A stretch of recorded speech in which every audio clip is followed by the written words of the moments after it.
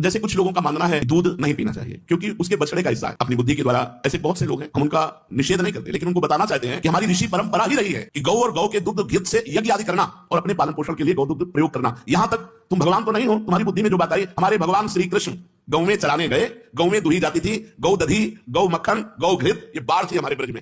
आपने प्रेमानंद जी का point of view सुना, लेकिन इनका प्रॉब्लम ये है ना कि ये एक पुराने ख्यालात में एक पुराने ज़माने के एग्जाम्पल्स को लेकर के उसमें इतने घुल मिल गए हैं कि ये असली दुनिया में इसे इम्प्लाई करना भूल जाते हैं और वही एग्जाम्पल लेके आपको बता देते हैं। आज का स्थिति ये है कि कमर्शियलाइज डेयरी, गाय को चलने की भी जगह नहीं दी जाती है, एक जगह पे खड़े होती है वो गाय, उसको खाना पीना खिला के उसके सिर्फ दूध निकाला जाता है, वो उसका एक machine as a asset use किया जाता है उस गाय को। जब वो गाय दूध देना बंद कर देती है, जब वो केपेबल नहीं होती है दूध देने की, तो उन्हें आर्टिफिशियली इंसेमिनेट किया जाता है। उस समय नहीं किया जाता था, इस समय किया जाता है। जब वो इंसेमिनेशन के बाद जो बच्चा देती है उसमें भी अगर वो बच्चा मेल निकला तो इंस्टेंटली काट के एज अ बीफ बेच दिया जाता है, और अगर वो बच्चा फीमेल निकला तो अपने ही माँ के बाजू में फीमेल उसके बच्चे का भी एक पटरी लग जाता है कि आज से वो यहाँ खाएगी, यहाँ दूध देगी। धीरे धीरे बच्चे को बड़ा करेंगे, थोड़ा सा इन्वेस्टमेंट करेंगे, फिर उसका एज अ मशीन यूज करने लगेंगे। ओरिजिनल माँ जो है, जब वो इतना बार इंसेमिनेशन के बाद जब वो ना दूध दे पा रही है ना बच्चे पैदा कर पा रही है, तो उसे काट के एज अ बीफ फिर से बेच देंगे। और ये बिजनेस कैसे चलता है मालूम? ये बिजनेस जो गाय ला रहे हैं, खिला रहे हैं, बेच रहे हैं, ये बिजनेस चलता है, मेन इसका जो बेस है ना वो दूध है। अगर आप दूध पीना बंद कर दो ना तो ये जो बीफ के प्राइसेस है ना ये ऑटोमेटिकली बढ़ जाएंगे, क्योंकि उनका बिजनेस उससे साथ साथ चल रहा है ना। अगर आप दूध पी रहे हो,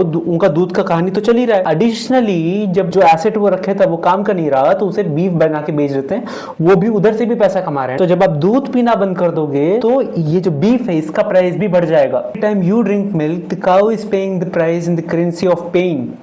तो एक ग्लास दूध पीने से पहले ना सोचो कि आपके एक ग्लास दूध पीने की वजह से कितने गाय मरते हैं। एक एक लीटर नहीं, 100 लीटर चढ़ा देते हैं हम, दूध बहा देते हैं नदी में। कोई मतलब नहीं है इसका। मतलब होता भी तो वो मतलब इतना जरूरी नहीं है, किसी की जान से ज्यादा जरूरी नहीं है। और अपने फायदे के लिए गायों का यूज करना बंद करो। Thank you.